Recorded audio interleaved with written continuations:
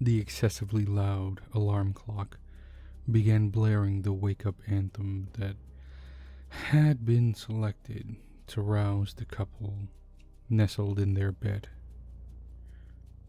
Peter rolled over and fumbled around in the darkness of their bedroom, desperately trying to keep his eyes closed so that he could turn the alarm off and sleep a little longer.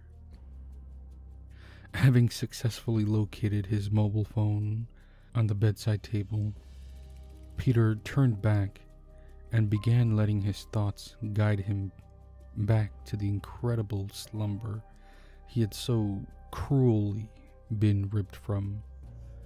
His thoughts were once again jolted back to reality, shattering his hopes of picking up his dreams where he had left them, as Jane had already rolled out of bed and was calling his name and telling him to get up and out of bed.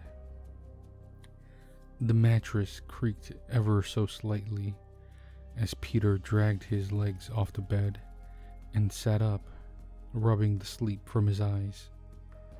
"We have to get going, babe," Jane said to Peter. "It's a very long ride, and we need to miss traffic if we want to be there in time for dinner." "Yes, honey, I know," Peter replied with an almost silky yet croaky voice, a byproduct nonetheless of his premature awakening on a Saturday. With blackout curtains, not a single shimmer of light penetrated its way into the room. With the curtains closed, it was almost impossible to discern if it was morning or night. Checking the time on his phone as he shuffled towards the bathroom, Peter felt immensely frustrated, as 4:30 did not seem like an opportune time for anyone to be out and about. After relieving himself, Peter began brushing his teeth. As he did so, he carried a toothbrush for Jane so she could join him in their morning routine. Teeth brushed and freshened up, the couple began getting dressed. Before they had their winter boots on, Peter's phone started buzzing, notifying him that David was trying to reach him. Picking up the phone and expecting David to give an excuse, Peter was pleasantly surprised that not only was David awake and ready to go, but he was also parked in the driveway waiting for them. Slinging their duffel bag packed with clothes and toiletries onto his back, Peter bounded out the room and down the stairs to make his way to the front door. Jane followed closely behind, conducting a mental checklist to ensure nothing was left behind. Door locked and ready to go, Jane and Peter bundled into David's truck, greeting him with jubilant smiles. They had to use David's truck as their sedans were not ideal for driving in the snow, and getting stuck posed a threat as they would be making their way. "So, you're sure your family won't mind me tagging along?" David asked Jane, looking back at her in the rearview mirror. "Not at all," Jane assured him. "You're like a brother to Peter, so they know you're virtually family." "Okay, I just wanted to make sure I'm not imposing," David responded. "Christmas is a time for family. That means friends that became family are included too," Jane said, feeling philosophical. She added to this by telling David and Peter Blood of the covenant is thicker than water of the womb. That is indeed true. I mean, David and I have known each other since we were like 5, Peter said with a laugh. This led him to feel nostalgic, as his mind then drifted to all the adventures they would go on. From 5 up until now, at the age of 30. Remember that time? David began, clearly also having had flashbacks of pleasant memories shared with Peter. It was a long car ride, but with an abundance of stories, lovely warm air coming from the car's air conditioner, and snacks. The time would undoubtedly fly by, and they would just as soon be at Jane's family's house for Christmas. The drive in the snow through the mountains was so picturesque. One would have thought the backdrop surrounding them was taken straight from a Christmas movie. The snow tires fitted on David's car crunched the snow as they moved steadily along. It was such a serene setting that on more than one occasion, Jane felt herself drifting between a very light sleep and consciousness. David and Peter chatted, barely taking a breath to breathe. The best friends could speak for hours on the phone and still have enough conversation left to last them a good while. The familiar voices of the men in the front, combined with the much-needed warm air, made Jane feel that much more comfortable. She relished the moment and felt even more elated at the thought of being with her family very soon. Jane snapped back to consciousness as she heard her name being called. Stifling a yawn, she asked what the matter was. She was soon drifting back to sleep, as the only reason she was woken up was to confirm that David had taken the correct turn on the road. They were now roughly 15 minutes away from their destination. The trees surrounded them, covered completely in snow. It gave the illusion that the branches had snow growing on them.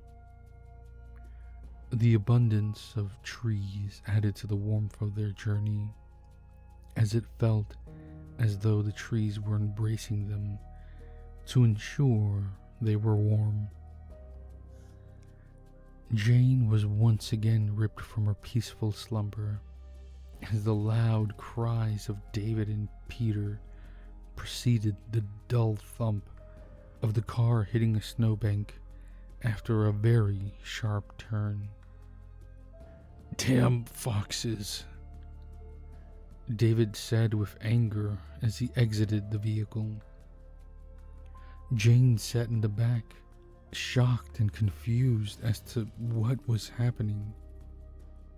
"A fox dashed out from the trees," Peter explained. "David swerved to miss it, and we slid on the ice." Just as soon as he had finished getting Jane up to speed with what was going on, David called out for him to lend a hand. Peter reassured Jane that all was well, and they would soon be back on the road with her family. And with her family. With the bonnet of the car open, Jane could no longer see the figures of them as they tended to the damaged radiator and fender. She sat back and looked down at her phone for the first time since they had begun their long drive. The network and signal were spotty. Reception was bad. It was good enough that she could open Instagram, so she wasn't too concerned with how long the repairs would take. She also had a few ebooks downloaded, so entertainment would not be an issue. Instagram soon grew boring, and Jane decided to take pictures of the breathtaking view that had been bestowed on them. The snapshots of the trees adorned with snow and so densely packed together made for a picture worthy of the front page of National Geographic. After a few pictures, Jane opened the camera to look through them to decide which picture to post. She noticed a black blur that she couldn't see now in the last picture she had taken. It could have been a fox, but from the size of the blur in comparison to the trees, it was much too big to be a fox. Paying no mind to it, the picture was soon posted, and Jane was extremely confident that the picture would produce a number of likes to rival the modern day influencers. She returned once more to her picture gallery to look at the blur that had confused her just moments before. Not gaining any clarity, Jane took the opportunity to stretch her legs and walk across the road to take a look to see if there was any wildlife she could see. As evidenced by her recent upload to social media, Jane loved the outdoors and wildlife. Seeing a deer or small cretin would undoubtedly be a silver lining in this situation. Jumping out of the car, she could hear Peter and David muttering curse words and at their wits' end trying to fix the car issues. They hardly seemed to notice her as her boots crunched noisily in the tranquility of the woods. Reaching the edge of the forest, Janet realized she had underestimated how dense the trees were. The woods seemed virtually pitch black, as nothing more than a tiny sliver was let through to illuminate the inhabitants of the forest. With one of the greatest advancements in human history held firm in her hand, Jane opened the flashlight app to provide her with help to see. The darkness was hardly impacted by the pitiful beam of light produced from her mobile phone. Deciding that she would not see anyone, Jane turned around to leave. Once her back was turned, Jane froze as she heard the distinct sound of a branch snapping and what sounded like padded feet running through the snow. Expecting a deer or fox, Jane turned to the abyss and shone her flashlight once more. Excited at the prospect of seeing something. Surprisingly, there now seemed to be a bit more light coming through the trees, allowing Jane a much better view of parts of the forest. As she stood facing the woods, the blur she had taken a picture of developed once again in her peripheral vision. She was right that it was too big to be a fox. It was too big to be any creature she had seen. It also ran at a speed she didn't know a beast was capable of. The beast came to a very abrupt stop, which surprised Jane, as the animal did not slip, but rather stopped immediately, as if a driver had jammed on the brakes. Jane could not comprehend what she saw in the shadows of the trees. It resembled a wolf. Thick black fur covered the entirety of its body. The fur was a depth of black that Jane did not know existed. It seemed to suck light into it, shrouding it and those around in unparalleled darkness. It was a monstrous size, appearing to be nearly the height of Jane, while it was on all fours. Its head was bowed, with large ears sat atop. They twitched and moved, scanning the area for the softest of sounds. A deep, low growl sounded from the creature. A fair distance away, Jane could feel the growl in the depths of her soul, frozen in an equal mix of fear and interest. Jane stood and gazed at the mammoth beast in its dark glory. Once more the growl was heard as the creature hunched over more before beginning to move towards Jane. As it progressed ever so slowly, the shape of the creature began to change. Its posture became distorted as Jane noticed the animal was changing from walking on all fours to walking as man does. As large as the creature was on all fours, the size it possessed when standing erect was monstrous. The head of the creature seemed to be so high up that it was in danger of breaching the top of the tree line. The tiny slivers of light creeping into the thicket of trees illuminated the creature's eyes, accompanying the impenetrable darkness of its fur were the most ferocious red eyes, looking like the devil had lit a fire behind them to make them shine. Jane could see the primal drive to kill as they stared at her, observing the very depths of her soul. The teeth sprouting from the large muzzle gleamed with the saliva coating them. She had never seen such menacing canines. They were incredibly large, even from a distance.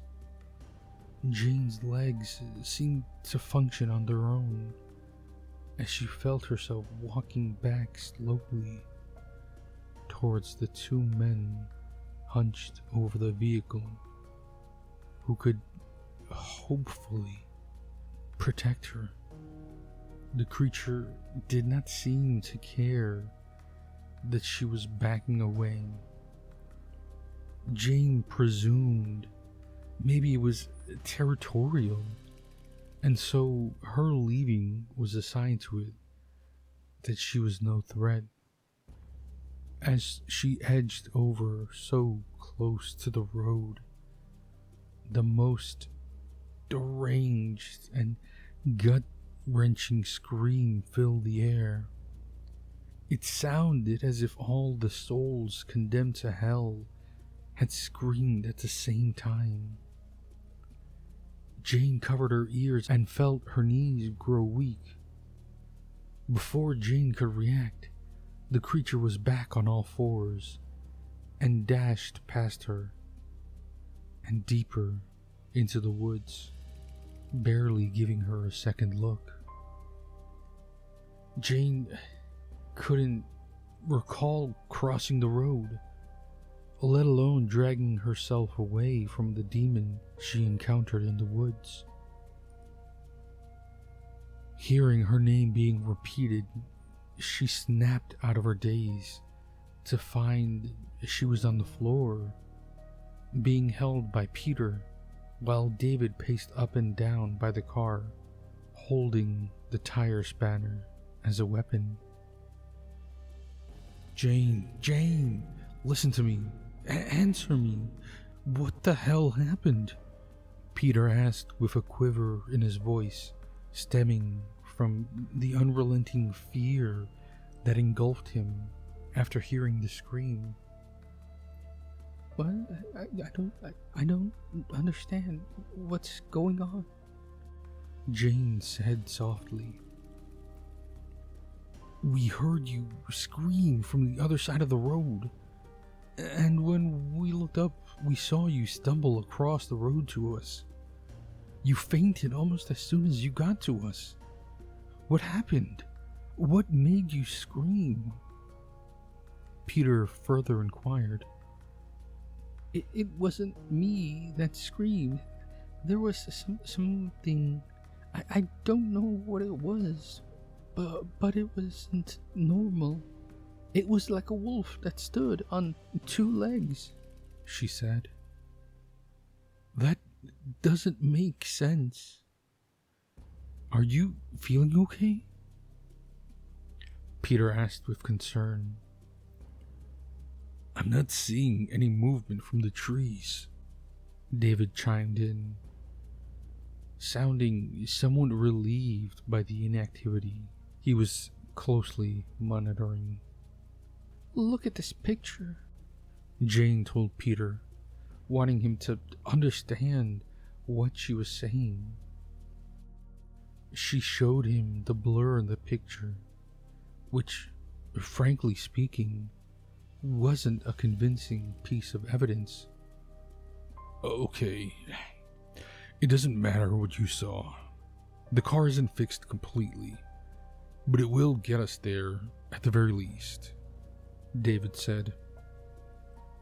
The car ride was deathly quiet for the rest of the journey. Even with the heating on, Jane felt a coldness at her very core. They didn't believe her, but they knew something had happened. The chatter had ceased completely, and tension weighed heavily in the air. Not even the radio was on. They simply drove in silence. Everyone consumed by their own thoughts. Jane felt her spirits lift as they began driving past the calming lights of houses that lined the land, a slight distance off the main road. Each plot was styled in the way that any farming area would be. A vast amount of lawn and trees at the forefront, with a gravel driveway leading up to the house. Before long, the trio was driving up the dirt road to Jane's family home. She couldn't help but feel a smile develop at the thought of the warm house and loving embraces she would soon be comforted by. As soon as they were within spitting distance of the house, their headlights illuminated the figures of the man and woman who welcomed Jane into their home every year, at Christmas time as always. Her Uncle Charles and Aunt Karen invited Jane and her parents to spend Christmas on their farm every year, ever since she was a kid. It had become tradition that no matter what was going on in the world, Christmas time would bring them all together. The burly man and wife stood waving incessantly as the car rolled on down the driveway. Before the car had come to a complete stop, Jane had already scrambled out of the car to meet her loving uncle and aunt. The faint smell of whiskey and cigarettes on her uncle's breath evoked the feelings of nostalgia from previous visits as a child. "Oh, Jane, my baby!" Aunt Karen squealed as Jane embraced her. "It feels like it's been forever since we've seen you," Uncle Charles chimed in. David and Peter walked up to where the family were standing and exchanged pleasantries. David immediately felt welcome as the Santa-looking figure of Uncle Charles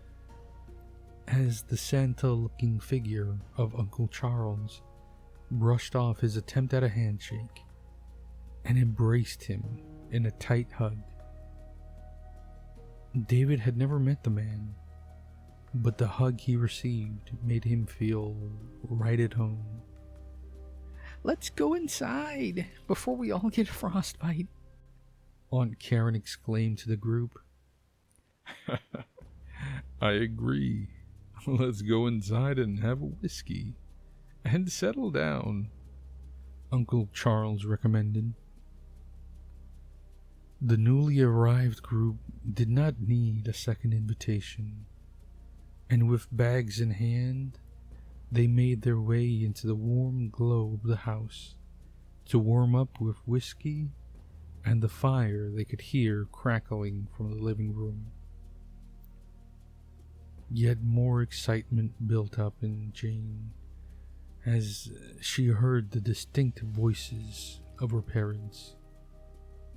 There was nowhere Jane would have rather been than there with those she loved. The anticipation of the festive season had built to a fever pitch, and now they could relax and enjoy themselves. The old wooden floorboards creaked as the group walked through into the living room. The light bulb was quite dim, a sign, no doubt, that it had not been changed in a while and was at the end of its life.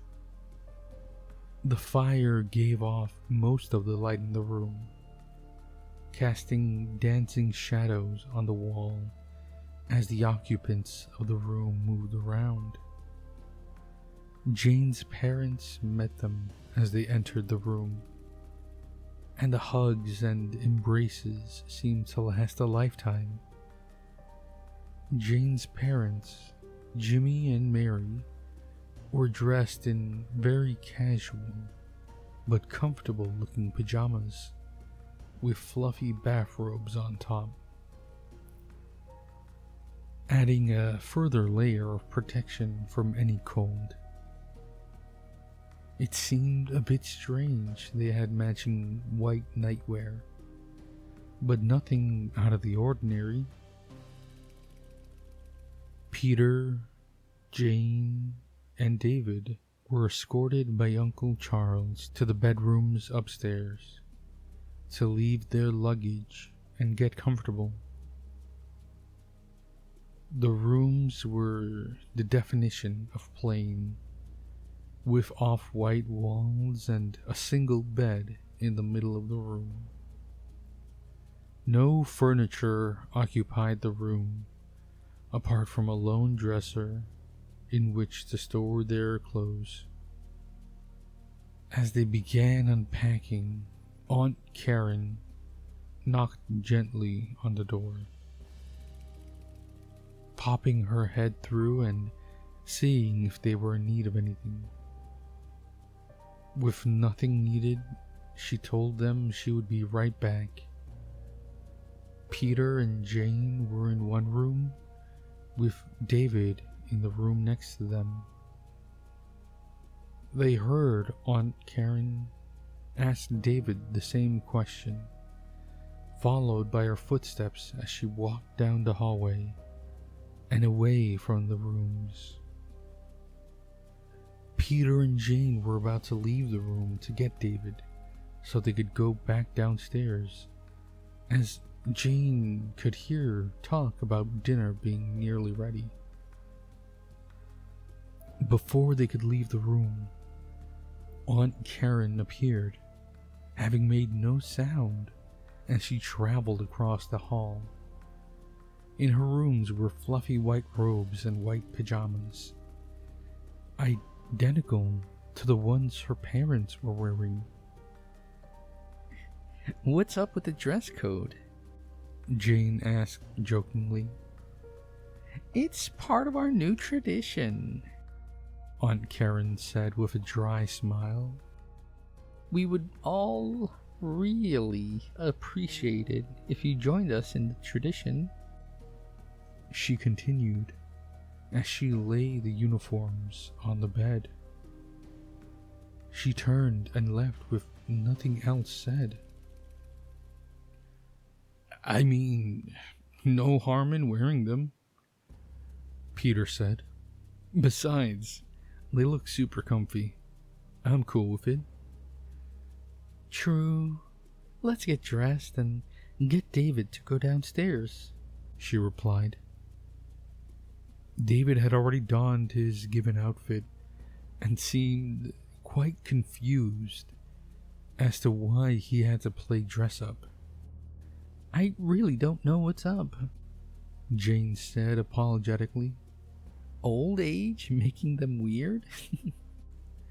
she added with a laugh. The three once again walked side by side, down the stairs and into the kitchen, with the delicious smell of meat filling the air.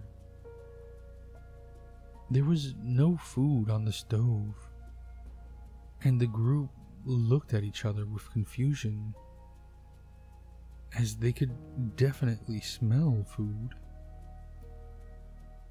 Calling out to Aunt Karen, the back door of the kitchen burst open, and Aunt Karen appeared. "What's happening with dinner?" Jane asked. "I thought we were going to have a nice family dinner," she probed further. "Oh, we are, sweetheart. We're just doing it a little bit different now. We've started a new kind of tradition. There's a fire going outside, and that's where everyone is. Come on out," Aunt Karen said, as she once again disappeared. Tentatively, they moved towards the door, and could hear a low murmur of what sounded like a group of people talking in a low voice. Walking down the steps, a huge bonfire was lit not too far from the kitchen door. There were more people than Jane expected, and she assumed they were friends of Aunt Karen. They walked towards the fire and noticed the crowd huddled around the fire were all donned in white clothes, exactly like theirs. Jane scanned the crowd and found her parents huddled with everyone. They couldn't hear what was being said, but it sounded like the crowd was chanting in unison. "Come, join us," Uncle Charles boomed over the low chanting crowd. "What is all this?" Jane asked, incredibly confused. "Oh, it's celebration time. This is the time of the year we give thanks and pay homage to the protector of our land, our sacred savior," an unknown stranger said, breaking the chant. You mean this is a church thing? David asked, not being into any sort of religious gatherings. Not church. This is more of an offering, Aunt Karen informed them. An offering for what? And to what? Peter asked, sharing in the confusion. Your questions will be answered soon. Have a seat and join us. Yet another stranger told them. The group moved towards the fire, unsure of what was going on. As they joined the circle, the chanting grew steadily louder. It increased in volume until the large number of people in white were virtually screaming at each other. The chanting continued, getting louder consistently, as the chant seemed to reach its climax in terms of pitch and volume. A scream filled the air, coming from the dark trees, out of the range of light provided by the fire. Janet felt her blood freeze. The color drained from her face. She looked at Peter, and the terror on his face confirmed what she thought. It was the same scream that they heard when they had their mishap on the road. She tried to move but was completely frozen. Peter was next to her, rigid in fear. The crowd began chanting faster. They stood and turned to face the direction the scream had come from. Our Lord is here! Uncle Charles screamed at the crowd, inciting them further. Come forth, O Lord, and receive your sacrifice, came the shout from Aunt Karen. Uncle Charles and another burly man walked towards the side of the house, opposite from where they had exited from the kitchen. They disappeared into the shadows, but returned immediately, dragging what Jane and company could see was a bloody man, stripped bare in the freezing temperatures. They carried the man towards the edge of the forest and threw him down. His arms and legs were bound, his screams muffled by a gag stuffed in his mouth. He looked as if he had been slashed. Deep gashes ran down his body, letting blood leak onto the snow-covered grass. The trees shook as yet another scream pierced the air. As the red eyes emerged from the trees, Jane let out a low whimper. The creature she had seen stepped out and towards the bound man. It looked down on its prey, and its fangs dripped with saliva. The chanting stopped as the creature reached the man. What the hell is going on here? What the hell is that? David screamed at the gatherers. Please, show respect, Uncle Charles said sternly. They watched in horror as the people around them bowed their heads, with the occasional shout of praise directed towards the creature. There was no scream, when the monster swung its gigantic paw down towards the man, shredding his back and spraying blood towards the people. Some of the spray reached the fire, and those who the blood hit cried out in joy. Towering over the poor man, the creature picked him up effortlessly and raised him to eye level. With a swift movement that only the most skilled of predators possessed, it thrust its muzzle into the man's neck and bit completely through it. Blood fell by the bucket load onto the floor in front of the beast, turning the pure white snow a dark red. The ground soaked up the blood, seeming to accept the situation that was unfolding. Another bite of the neck severed the head completely, the beast allowing it to fall onto the blood that had preceded it.